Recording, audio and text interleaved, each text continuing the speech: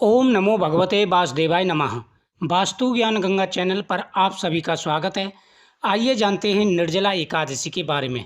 निर्जला एकादशी का क्या महत्व है, किस प्रकार से भगवान का पूजन करना है, कौन कौन से नियमों का ध्यान रखना है। क्योंकि कोई भी व्रत अगर हम करते हैं तो सबसे पहले नियमों का ध्यान रखना बहुत ही जरूरी है। अगर नियमों का ध्यान न रखा जाए तो दान पुण्य का और व्रत का कोई फल प्राप्त नहीं होता। निर्जला एकादशी का व्रत कब का रहेगा, पूजा का समय क्या रहेगा, पूरी जानकारी आपको इस वीडियो के माध्यम से प्राप्त होगी। जीवन में कितने भी संघर्ष आए, अगर आप नियमित रूप से हर एकादशी का व्रत रखते हैं तो सारे कष्ट और संघर्ष स्वयं भगवान कृष्ण दूर करते हैं। आपकी भक्ति सच्ची होगी तो भगवान आपके जीवन में खुशियां ला देंगे, आपकी हर मनोकामना पूरी होगी। जब आप भगवान से प्रार्थना करते हैं तो सच्चे हृदय से की गई प्रार्थना भगवान तक बहुत जल्दी पहुंचती है। शास्त्रों के हिसाब से कुछ ऐसे दिन हैं जिनका ध्यान रखना बहुत ही जरूरी है। महीने में जब भी एकादशी आती है तो एकादशी का व्रत अवश्य करना चाहिए। स्वयं भगवान श्री कृष्ण ने एकादशी की प्रशंसा की है। एकादशी के दिन सबसे पहला नियम होता है कि आप सुबह जल्दी स्नान करें, सूर्योदय से पूर्व ही स्नान कर लें और सूर्योदय होते ही भगवान सूर्य देव को अर्घ्य दें। घर में लड्डू गोपाल जी की मूर्ति है, सालग्राम जी की मूर्ति है तो उनको स्नान कराएं, स्नान करा के चंदन का टीका लगाएं और भगवान को तुलसी दल समर्पित करें। उसके बाद में भगवान के सामने संकल्प जरूर करना है। आप कोई भी दान पुण्य कर रहे हैं या आप व्रत रख रहे हैं तो आपको अपने नाम से संकल्प जरूर करना है। हे प्रभु, मेरा ये नाम है, मेरा ये गोत्र है, आज मैं व्रत रखूंगी, आप हमारे ऊपर अपनी कृपा दृष्टि बनाए रखें। इस प्रकार से भगवान के सामने संकल्प जरूर करना है। संकल्प करने के बाद में भगवान के सामने बैठ करके आप कथा का श्रवण करें। कथा जरूर श्रवण, कोई भी व्रत रखें उसकी कथा जरूर सुननी चाहिए। भगवान की आरती करें और पूरे दिन ये नियम बना लेना है कि आपको एकादशी के दिन किसी से लड़ाई झगड़ा नहीं करना है। एकादशी के दिन किसी से लड़ाई झगड़ा ना करें।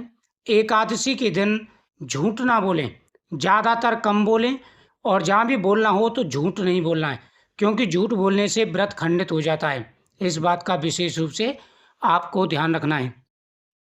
एकादशी के दिन घर में चावल का प्रयोग नहीं होना चाहिए, इस बात का विशेष रूप से ध्यान रखें। एकादशी के दिन घर में चावल नहीं खाना है, चावल का प्रयोग बिल्कुल नहीं करना है एकादशी के दिन।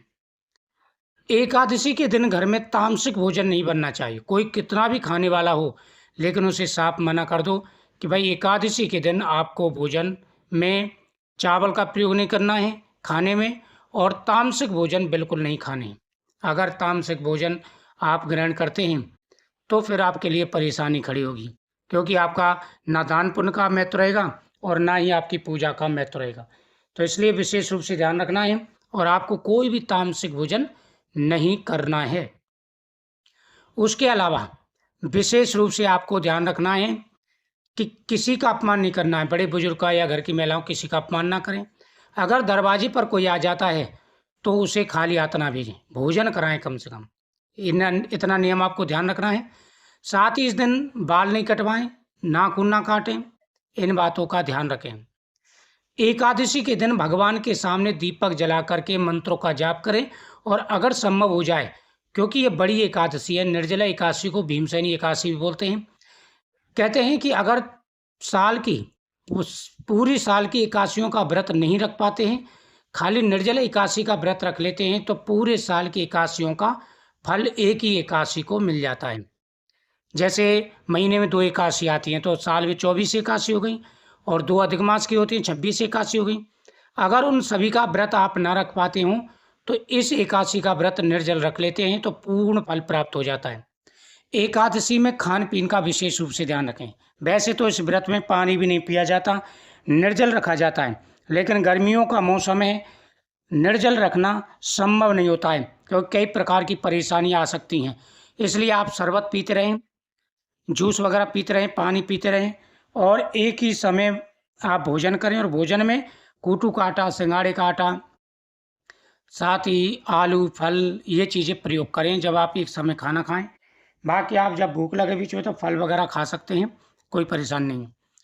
नियमों का ध्यान रखना बहुत ही ज़रूरी है। अगर आप नियमों का ध्यान रखते हैं तो आपकी हर मनोकामना पूरी होगी। जो भी अड़चनें जीवन में आ रही हैं, समस्याएं जीवन में आ रही हैं, रुकावटें जीवन में आ रही हैं, सारी परेशानियां दूर हो जाएंगी। एकादशी की बात करें तो यह एकादशी 25 तारीख को रहने वाली है।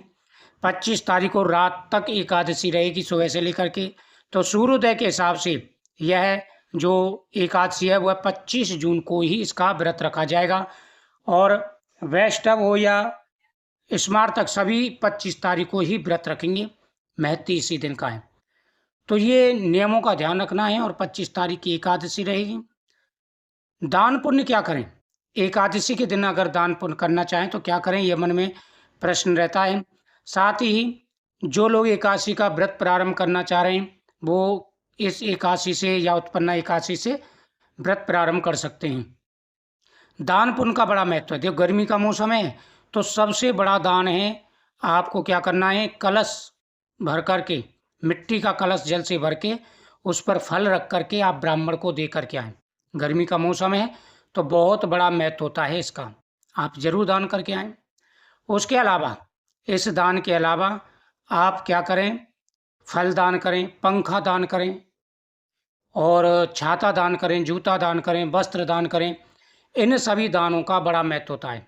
जीवन में आ रहे सारे कष्ट दूर हो जाते हैं, जाने अनजाने में किए गए पापों का नाश हो जाता है और भगवान प्रसन्न होकर के आशीर्वाद देते हैं। तो इसलिए इन नियमों का ध्यान रखना बहुत ही जरूरी है। नियमों का ध्यान रखना, दान पुण्य करना है। साथ ही घर पर कोई आ जाए तो उसका अपमान आपको नहीं करना है, बड़े बुजुर्गों का सम्मान करना है। एकादशी के दिन ब्रह्मचर्य व्रत का पालन करें। साथ ही खान पीन का और आचरण का, मतलब मन भी शुद्ध रखना है और तन भी शुद्ध रखना है, विचार भी शुद्ध रखने हैं और खान पीन भी शुद्ध रखना है। बड़ी एकादशी है, पवित्र एकादशी है। अगर नियमों का ध्यान आपने किया तो आपको पूर्ण फल प्राप्त होगा। द्वादशी के दिन आप दान पुण्य करें और फिर तभी आपको व्रत का पारण करना है। एकादशी के दिन पितरों के नाम से दान पुण्य ज़्यादा करना, आपको ध्यान रखना। पितरों के नाम से, इस दिन पितरों के नाम से संकल्प किया जाता है और पितरों को वो प्राप्त होता है, तो पितरों का आशीर्वाद प्राप्त होता है, मनोकामना पूरी हो जाती है।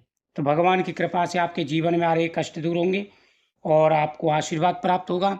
हर प्रकार की मनोकामना आपकी पूरी होगी। मुझे उम्मीद है आपको ये जानकारी बहुत ही अच्छी लगी होगी। वीडियो को शेयर करें, चैनल को सब्सक्राइब करें, कमेंट में ओम नमः शिवाय जरूर लिखें। महाकाल भोलेनाथ आपकी हर मनोकामना पूरी करेंगे। और जो भी अड़चनें जीवन में आ रही हैं, समस्याएं जीवन में आ रही हैं, सारी समस्याएं दूर हो जाएंगी। ओम नमः शिवाय, हर हर महादेव, जय श्री कृष्ण। अगर आपको कुछ पूछना है तो कमेंट जरूर करें, अगली वीडियो में आपको जानकारी प्राप्त हो जाएगी।